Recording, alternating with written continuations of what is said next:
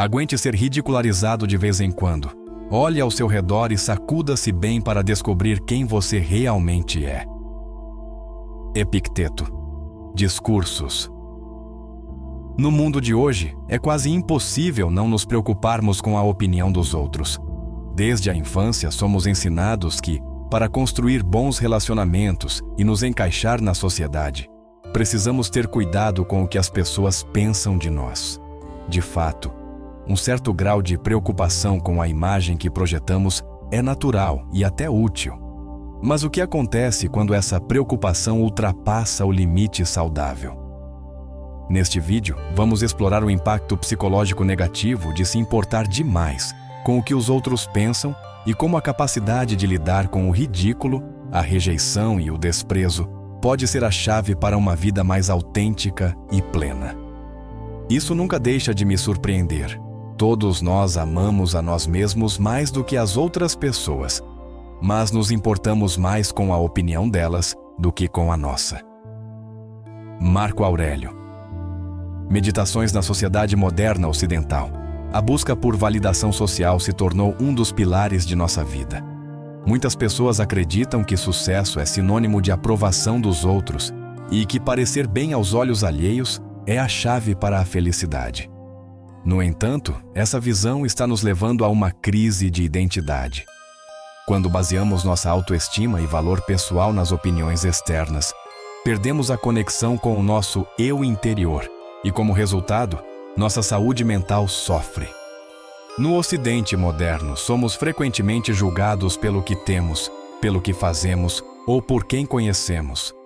O valor de uma pessoa, muitas vezes, é medido pelo seu cargo, pelos bens materiais que possui, pelo saldo bancário, pela aparência física ou até pelas suas escolhas de moda.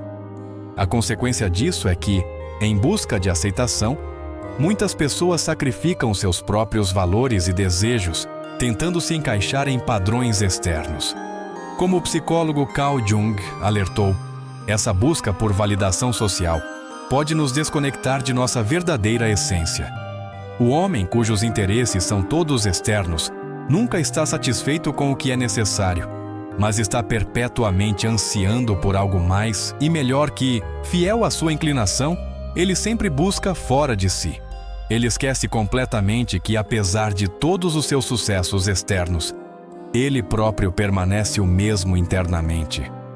Carl Jung, Psicologia e Religião.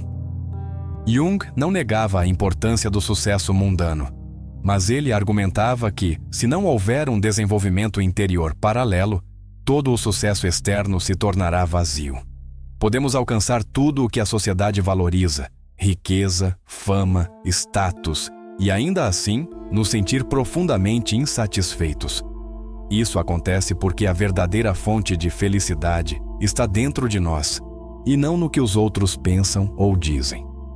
Quando negligenciamos nosso crescimento interno, criamos um vazio que nem todo o sucesso do mundo consegue preencher.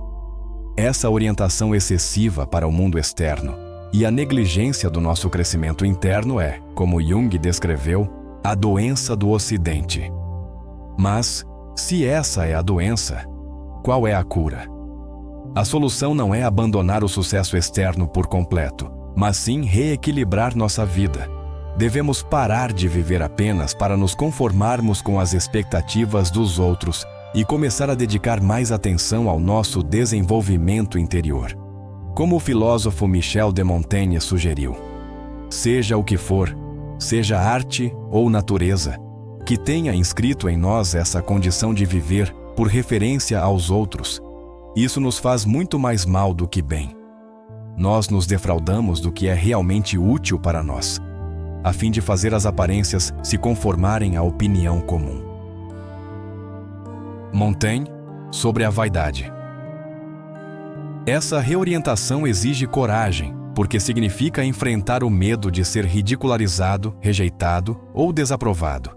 Alguém que teme essas reações continuará se conformando com o que é esperado e, portanto, será sempre vulnerável à doença da qual Jung falou. No entanto, a boa notícia é que esse medo pode ser superado com prática e exposição. Ao nos expormos deliberadamente ao ridículo e à rejeição, começamos a perceber que o mundo não acaba quando as pessoas desaprovam nossas ações. A prática filosófica de se expor ao ridículo foi adotada por várias figuras da antiguidade, como o senador romano Catão, seguidor da filosofia estoica.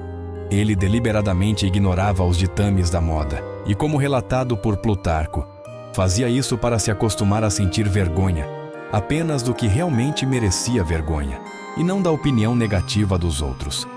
Essa prática o ajudava a cultivar uma resiliência mental que o libertava da necessidade constante de aprovação.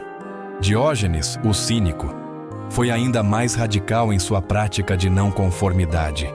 Ele caminhava de costas em meio a multidões que se moviam na direção oposta, provocando zombarias e risadas. Mas para Diógenes, essas reações não importavam. Ele sabia que o verdadeiro problema não estava em andar de costas, mas na vida das pessoas que caminhavam cegamente em direção aos mesmos objetivos, sem questionar suas escolhas. Ele respondia aos críticos com uma frase que capturava a essência de sua filosofia. Você não tem vergonha de que, enquanto caminha na direção errada na vida, você zomba de mim por andar para trás?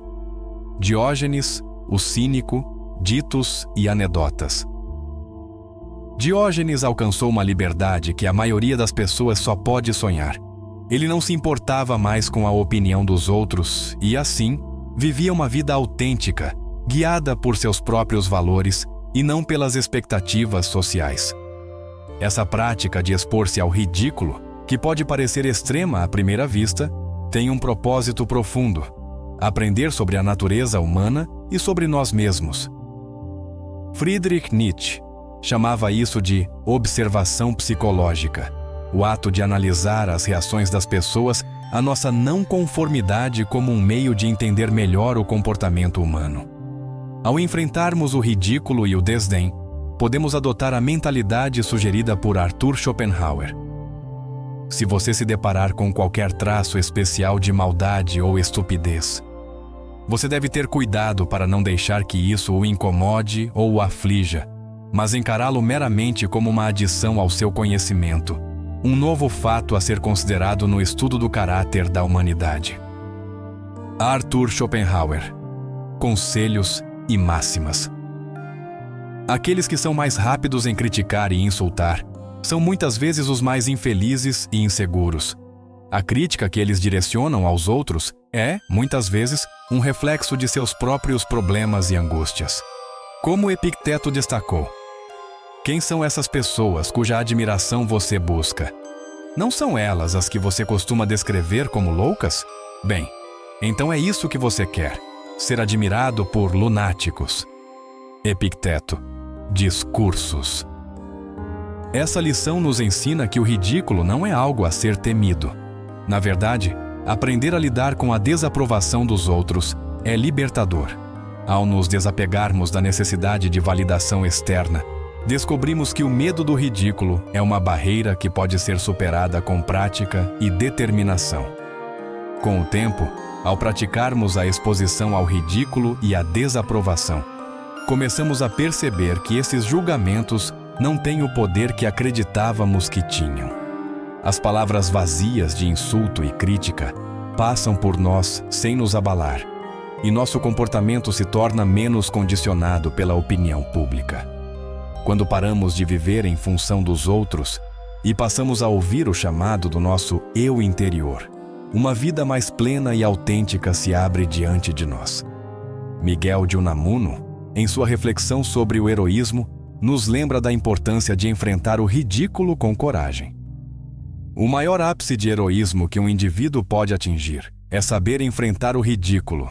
Melhor ainda, saber tornar-se ridículo e não recuar diante do ridículo. Miguel de Unamuno. O sentido trágico da vida. Livres do medo do ridículo e do desejo de agradar a todos, finalmente conseguimos viver de acordo com nossos próprios valores. Não apenas nos tornamos mais autênticos, como também nos libertamos da doença do homem ocidental, essa obsessão pela validação externa que tanto nos limita. Ao cultivar o autoconhecimento e a coragem para ser diferente, podemos transformar nossa vida. A verdadeira liberdade reside na capacidade de ser quem somos, sem nos conformarmos com as expectativas alheias.